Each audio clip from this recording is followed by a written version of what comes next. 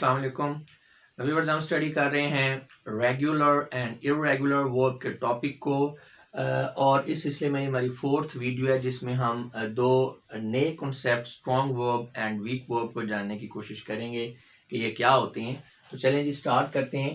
Sometimes the term weak verbs and strong verbs are used to explain regular and irregular verbs respectively। जी बाज़ औक़ात हम ऐसा करते हैं कि जो वीक वर्ब हैं यानी रेगुलर वर्ब के लिए वीक वर्ब का वर्ड यूज़ करते हैं और इरेगुलर वर्ब के लिए स्ट्रॉन्ग वर्ब का वर्ड यूज़ करते हैं। But always keep in mind that the terms weak verb and regular verb are not interchangeable.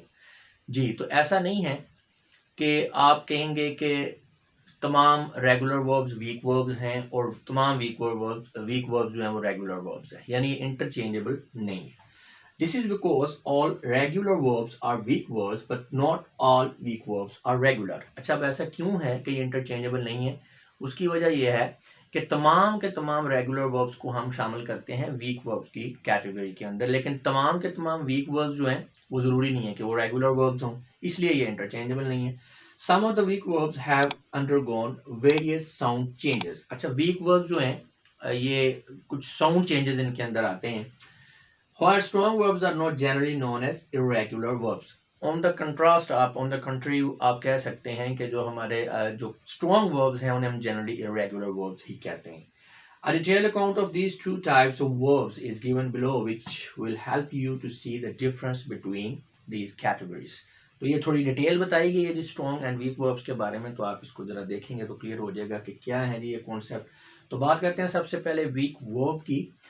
A weak verb is a verb the base form of which is changed into its simple past and past participle form by the addition of t and t।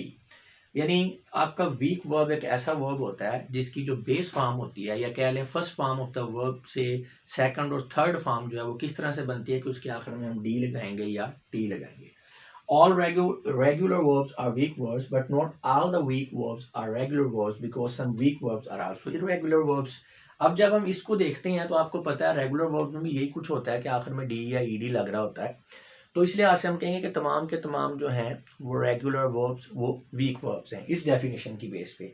लेकिन हम ये नहीं कह सकते कि week verbs जो हैं वो भी सारे के सारे रेगुलर हैं, क्योंकि कुछ वीक वर्ब्स ऐसे हैं जो कि इरेगुलर भी हैं। अभी हम नेक्स्ट एग्जांपल करेंगे तो आपको पता चल जाएगा। For English language, concept of regular and irregular verbs should be followed rather than weak and strong verbs because these terms are used in the study of Germanic languages। जी English पढ़ते हुए हम वीक वर्ब और strong verb का जो है वो ज़्यादा यूज़ नहीं करते वर्ड। शायद बहुत से लोगों में से आप में से बहुत से लोगों ने सुना भी पहली दफ़ा होगा।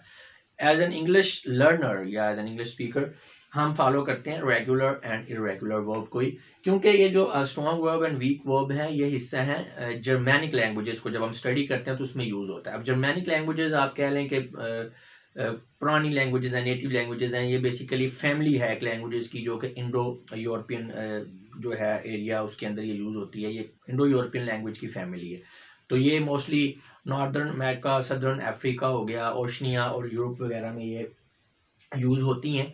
तो इसमें moreover weak verbs and strong verbs are mostly related with spoken languages rather than written. जी तो ये भी है कि जो स्ट्रॉन्ग और वीक वर्ब का कॉन्सेप्ट है ये मोस्टली स्पोकन इंग्लिश के अंदर हम यूज़ करते हैं, रिटन इंग्लिश में हमने रेगुलर एंड इरेगुलर वर्ब के कॉन्सेप्ट को ही यूज़ करना है। Next is before discussing the weak verb and strong verb in detail, we must also learn the concept of ineffective verbs। जी हम बात कर रहे हैं स्ट्रॉन्ग वर्ड और वीक वर्ब की, तो इसमें एक और कंसेप्ट निकलता है इनइफेक्टिव वर्ब, उसके बारे में भी हमें पता होना चाहिए। जब हम उसको समझेंगे तो इस ये जो हमारा कॉन्सेप्ट है स्ट्रॉन्ग वर्ब और वीक वर्ब वाला, इसमें भी ज़्यादा क्लैरिटी आ जाएगी, which is explained in the next video, the link for which is shared in the description। Of course अब ये ineffective verb के ऊपर नेक्स्ट एक वीडियो बनाई गई है सेपरेट, लिंक उसका डिस्क्रिप्शन में मौजूद है। वैसे ये रेगुलर एंड इरेगुलर वर्ब का पूरा टॉपिक भी एक वीडियो की शक्ल में आपको कंप्लीट इंग्लिश कोर्स की प्लेलिस्ट में मिल जाएगा। जी तो एग्जांपल्स ऑफ वीक वर्ब्स। अब ये वीक वर्ब है, ये इसकी सेकंड फॉर्म है, थर्ड फॉर्म है सिंपल पास्ट, पास्ट पार्टिसिपल, और आगे कमेंट दिया गया है कि ये रेगुलर वर्ब है या इरेगुलर वर्ब है। अब क्रीप से क्रेप्ट, क्रेप्ट तो डेफिनेटली इरेगुलर वर्ब है। प्ले से प्लेड, प्लेड, अब ये प्ले आपका वीक वर्ब भी है और ये रेगुलर वर्ब भी है, और क्रीप जो है ये आपका वीक वर्ब भी है और इरेगुलर वर्ब भी है। तो वो जो सारी हमने डिस्कशन की है कि वीक वर्ब रेगुलर भी हो सकते हैं और इरेगुलर भी हो सकते हैं, लेकिन तमाम रेगुलर वर्ब जो हैं वो वीक वर्ब होंगे। जैसे पुट इरेगुलर वर्ब है, प्ले, ये प्ले रिपीट हो गया, सॉरी, लव लव लव। अब ये लव जो है ये वीक वर्ब भी है और ये आपका रेगुलर वर्ब भी है। अगर हम कंक्लूड करें सारी डिस्कशन को, from the above discussion we may finally conclude that a regular verb is a type of weak verb, but the term regular verb and weak verb are not synonymous, यानी कि ये same नहीं है। यही वही बात जो हमने की है कि तमाम रेगुलर वर्ब्स जो हैं वो वीक वर्ब्स हैं, लेकिन तमाम वीक वर्ब्स जो हैं वो रेगुलर वर्ब्स नहीं है। In the same way the terms irregular verb and strong verb are not synonymous, यानी जो आपका स्ट्रॉन्ग वर्ब और इरेगुलर वर्ब्स हैं उनको भी आप सिनोनिमस नहीं कह सकते कि ये same he. However, being an English learner, we must focus on the terms regular and irregular verbs rather than weak and strong verb because these terms are specified in Germanic languages. जो बात हमने पहले की है वही है, उसमें कोई नई बात नहीं, जस्ट क्योंकि कंक्लूड कर रहे हैं बात को, टॉपिक को, डिस्कशन को, तो इसलिए ये रिपीट हो रही है। The purpose of all above discussion was to just familiarize the students with these terms. जी ये बात है कि ये एक्चुअली ये स्ट्रॉन्ग वर्क और वी वर्क हम ये वीडियो इसलिए बनाई है ताकि आपको पता हो, जस्ट आपको फेमिलियराइज करना है, इसमें कोई आप परेशान होने वाली बात नहीं है। अगर आपको प्रॉपर अभी भी समझ नहीं आ रही कि ये क्या है, जस्ट ये आपको हमने फेमिलियराइज करना है, क्योंकि कहीं पे ये लिखा हुआ या आ जाए तो आप परेशान हो गए ये पता नहीं क्या बुला है।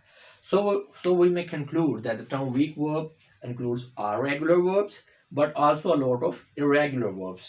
On the other hand, most of the irregular verbs are also the strong verbs. वही वाली बात कि तमाम आपके जो वीक वर्ब इरेगुलर वर्ब्स हैं वीक वर्ब्स हैं, लेकिन जो तमाम आपके वीक वर्ब्स हैं वो रेगुलर वर्ब्स नहीं है, क्योंकि कुछ आपके वीक वर्ब्स बल्कि बहुत सारे आपके वीक वर्ब्स जो हैं वो इरेगुलर वर्ब्स भी हैं। और दूसरी साइड पे ये है कि जो तमाम के तमाम, या कह लें मोस्ट, तमाम तो नहीं, most of the irregular verbs जो हैं उन्हें भी हम शामिल करते हैं स्ट्रॉन्ग वर्ब्स की कैटेगरी में। नेक्स्ट आ जाता है जी क्लासिफिकेशन ऑफ वीक वर्ब, जिसको देखेंगे हम अगली वीडियो में और लिंक भी डिस्क्रिप्शन के अंदर शेयर कर दिया गया है।